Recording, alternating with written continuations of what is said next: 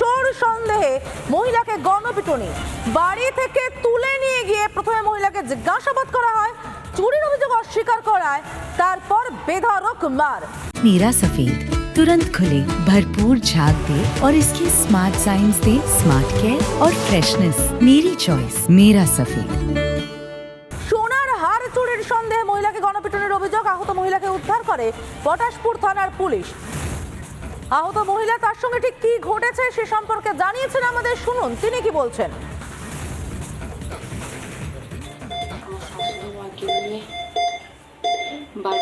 ওদের বাড়িতে যাই, ওদের বাড়িতে যেতেই আমার শাশুড়ি মাকে বের করে দিয়ে মারধর শুরু করে। পুরো 4টা থেকে 6টা পর্যন্ত ওরা মারতে শুরু করে। এমনকি পঞ্চায়েত এবং ওদের সিভিক পুলিশ থেকে আমাকে মারধর শুরু করে। ওরা প্রথম আমাকে জিজ্ঞাসাবাদ করে, আমি না বলায় ওরা বলছে তোমাদের পাবলিককে বলছে তোমাদের যা কটা তোমরা করো। ওকে মেরে বস্তায় ভরে ওকে খালে ভাসিয়ে দাও। আশঙ্কাজনক অবস্থায় হাসপাতালে ভর্তি রয়েছেন আহত মহিলা এবং সেখান থেকেই তার সঙ্গে ঘটে যাওয়া ঘটনার বর্ণনা দেন তিনি। ভয়ঙ্কর ঘটনা, চোর সন্দেহে শুধুমাত্র মহিলাকে গণপিটুনি। এর আগেও আমরা দেখেছি বারবার এই ধরনের ঘটনা ঘটতে। দেশে আইন কানুন কোনো কিছুর উপরে কি ভরসা নেই মানুষের, যে কারণে এইভাবে আইন নিজের হাতে তুলে নিচ্ছেন।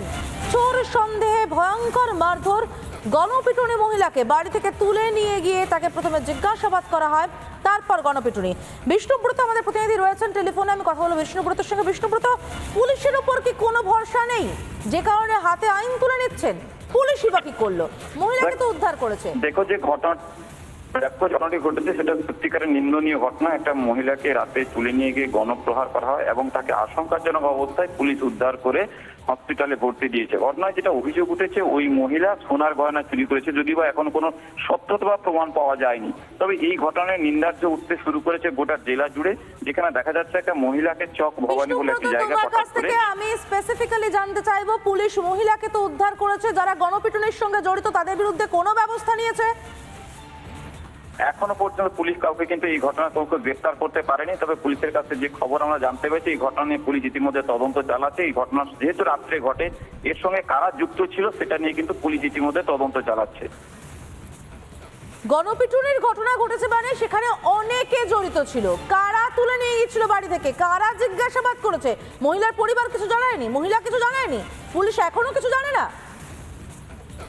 এখনো পর্যন্ত কিন্তু এই ঘটনা পুলিশ কাউকে গ্রেফতার করতে পারেনি। তবে মহিলা অভিযোগের ভিত্তিতে, যেহেতু মহিলা আশঙ্কাজনক অবস্থায় ছিলেন, সংজ্ঞাহীন অবস্থায় ছিলেন এবং গতকাল থেকে তার একটু কথা বলার তিনি স্বাভাবিক পরিস্থিতি এসেছেন, তিনি পরে হয়তো অভিযোগের ভিত্তিতে তারা কিন্তু তদন্ত নামেন এমনটাই তারা জানাচ্ছে। তবে এখনো পর্যন্ত কোনো লিখিত অভিযোগ দায়ের হয়নি বলে আমরা থানা সূত্রে জানতে পারছি। ধন্যবাদ বিষ্ণুব্রত। স্থানীয় বাসিন্দারা তারা কি বলছেন পুরো ঘটনা নিয়ে শুনুন। যখন এসছি সাধারণত দেখেছি পড়ে আছে, পুলিশ প্রশাসন এসছেন, তখন আমাদের ধরে তুলে দিতে বলে, আমরা একটু তুলে ধরে আমি এইটুকু, এর থেকে বেশি কিছু বলবো। কারণ আমি একজন সাধারণ কীর্ত না, দিন দরিদ্র মানুষ, আমার দিন এনে খাওয়া, এইটাই হচ্ছে আমার কর্ম। মানে যেটা মানে অচেতন হয়ে পড়ে আছে, অচেতন হয়ে পড়ে আছে, একটু ফ্যান মানে পাখার বাতাস করছিলাম, ব্যাস এইটুকু। পুলিশ নিয়ে গেছে আর কি, এসে পুলিশ একটু ধরাধরি করে দিতে বলেছিল, কাজটা আমরা ধরাধরি করে তুলে দিয়েছি। মহিলাকে বিবস্ত্র করে গণপিটুনির ঘটনা পটাশপুরে, চোর সন্দেহে মহিলাকে গণপিটুনি। ঠিক কি ঘটেছে মহিলার সঙ্গে শুনুন তার মুখ থেকেই।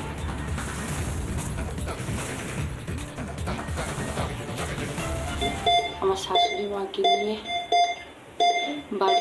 ওদের বাড়িতে যাই, ওদের বাড়িতে যেতেই আমার শাশুড়ি মাকে বের করে দিয়ে মারধর শুরু করে। পুরো 4টা থেকে 6টা পর্যন্ত ওরা মারতে শুরু করে। এমনকি পঞ্চায়েত এবং ওদের সিভিক পুলিশ থেকে আমাকে মারধর শুরু করে। ওরা প্রথম আমাকে জিজ্ঞাসাবাদ করে, আমি না বলায় ওরা বলছে তোমাদের পাবলিককে বলছে তোমাদের যা কটা তোমরা করো। ওকে মেরে বস্তায় ভরে ওকে খালে ভাসিয়ে দাও। আর একবার জানিয়ে রাখতে চাইবো, মহিলা বক্তব্য আপনারা শুনলেন, তাকে তুলে নিয়ে গিয়ে বিবস্ত্র করে মারধর করা হয়। যদিও সেই সোনার হার চুরি হয়েছে কিনা আদতেও সেটা এখনো পর্যন্ত কিন্তু তদন্ত সাপেক্ষ। পটাশপুরের তৃণমূল বিধায়ক উত্তম বারিক এই মুহূর্তে রয়েছেন আমাদের সঙ্গে টেলিফোনে। উত্তমবাবু, আপনি ঘটনার কথাটা জানেন? এভাবে কি গণপিটুনি দেওয়া যায়? না, গণপিটুনি দেওয়াটা সম্পূর্ণভাবে অন্যায়। তার কারণ ঘটনাটা আজকে 3-4 দিন আগেকার কথা। খবর আসার সাথে সাথে আমি লোকাল গ্রাম পঞ্চায়েতের প্রধান এবং ওসিকে নির্দেশ দিয়েছিলাম যে উপযুক্তভাবে খতিয়ে দেখে আইনি ব্যবস্থা গ্রহণ করার জন্য। আপনারা এর বিরুদ্ধে কি কি ব্যবস্থা নিচ্ছেন? হ্যাঁ, পুলিশকে বলা আছে পুলিশ তদন্ত করে উপযুক্ত ব্যবস্থা গ্রহণ করবেন।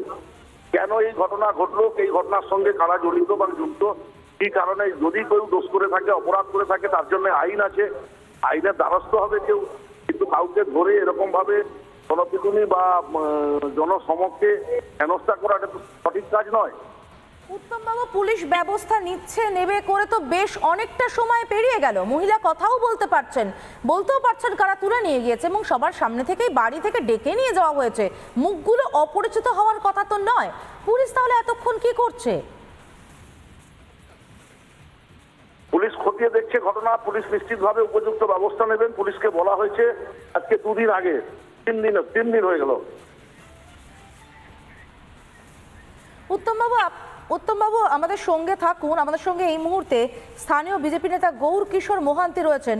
গৌরবাবু, আপনার কি মনে হয় যে কোথাও এতগুলো দিন হয়ে যাওয়ার পরেও পুলিশ এখনো দেখব করে আদতে আসল অপরাধীদের আড়ালের চেষ্টা করছে?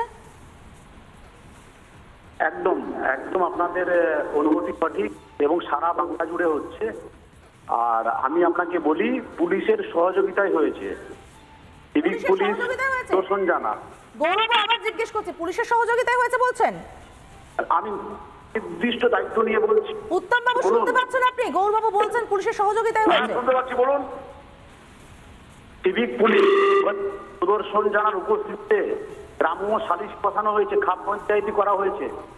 এবং ওখানে সাউথখণ্ড গ্রাম পঞ্চায়েত এলাকায় পটাশপুর ব্লকে ওখানে আইনের শাসন নেই, শাসকের আইন চলে। ওখানে শাসকের আইন। সঙ্গে থাকুন উত্তমবাবু। আইনের শাসন নেই, শাসকের আইন চলে। আপনি এখনকার বিধায়ক উত্তমবাবু। আইনের শাসন নেই যিনি বলছেন, এই কথা সম্পূর্ণ ভুল এবং রাজনৈতিক উদ্দেশ্যে প্রণীতভাবে বলছেন। এই ঘটনা রাজনৈতিক ঘটনা নয়। সামাজিকভাবে যারা এই ঘটনাকে সংগঠিত করেছেন বা যারা এই ঘটনার সাথে যুক্ত, পুলিশকে বলা হয়েছে উপযুক্ত ব্যবস্থা নেওয়ার জন্য। ঠিক আছে? বিধায়ক মুখ ঢাকার জন্য এই কথাগুলো বলছেন। তোর কাছে নির্দিষ্ট অভিযোগ আছে, পঞ্চায়েত নির্বাচিত পঞ্চায়েত সদস্যরা কোন রকম প্রশাসনিক মিটিং এ সাউথখণ্ড গ্রাম পঞ্চায়েতে ঢুকতে পারেন না, গেলেই মারধর করা হয়, হসপিটালাইজ হয়েছিলেন। বারবার তাদের উপর নির্বিচারে তাদের উপর অত্যাচার নেমে এসেছে, প্রহার করা হয়েছে, ঘর ছাড়া হুমকি দেওয়া হয়েছে। ওখানে উত্তমবাবু, গৌর কিশোর বাবু তো বলছেন যে পুলিশের সহায়তাতেই হয়েছে। গৌর কিশোর বাবু যেটা বলছেন রাজনৈতিক কথা বলছেন। গৌর কিশোর বাবু, আপনি রাজনৈতিক উদ্দেশ্যে বলছেন? আসল ঘটনা অন্য। আমি কোন রাজনৈতিক উদ্দেশ্য নিয়ে বলছি না। ওখানে ব্যবস্থাটা নেই সাউথখণ্ড গ্রাম পঞ্চায়েতে। সাউথখণ্ড সংগঠিত করে ভারতীয় জনতা পার্টি যেটা করে চলেছেন সেই কাজ, সেই কথা বলছেন। আমরা দস্তহীন ভাষায় বলছি, বিধায়ক উনি মুখ ঢাকার চেষ্টা করছেন। সারা পশ্চিমবঙ্গে নারী নির্যাতন যে জায়গায় বেরিয়ে চলেছে, এটাকে ঢাকবার জন্য তিনি ঢাল হিসাবে ব্যবহার করছেন, রাজনৈতিক অস্ত্র হিসাবে। বেশ, সঙ্গে থাকুন। এর উত্তরটা উত্তমবাবুর কাছ থেকে নিয়ে নিই। গৌর কিশোর বাবুর সঙ্গে থাকুন। উত্তমবাবু, শুনলেন আপনি? প্রতিনিধি হিসাবে নারীদের হয়ে কথা বলতে। উনি বিধায়ক, উনি রাজনৈতিক প্রতিনিধি নন। উনি জেলা সভাপতি। ঘটনা রাজনৈতিক নয়। আমি বিধায়ক, মানে আমি সকলের নির্বাচিত বিধায়ক না, সকল মানুষের জনপ্রতিনিধি। আমি শুধুমাত্র পটাশপুরের বিধায়ক নয়, মেদিনীপুর নির্বাচিত পঞ্চায়েতে বিজেপির বলুন, আপনি জনপ্রতিনিধিরা পঞ্চায়েতে ঢুকতে পারেন না কোথাও। উত্তমবাবু, গৌরকিশোর বাবু, দুজনকেই ধন্যবাদ আমাদের সঙ্গে কথা বলার জন্য। কারণ আমরাও কারণটা খোঁজার চেষ্টা করছি যে মহিলাকে এইভাবে মারধর করা হলো, এরকম আহত আশঙ্কাজনক অবস্থায় হাসপাতালে ভর্তি, তারপর এতটা সময় পেরিয়ে গেল, মহিলা কথা বলতে পারলেন, তার বক্তব্য আমরা শুনতে পারলাম। পুলিশ তার বক্তব্য থেকে কেন এখনো একটা লোককে অন্তত শুনে গ্রেফতার করতে পারলো না, যারা এই গণপিটুনিতে জড়িত এটা কিন্তু প্রশ্ন থেকেই যাবে।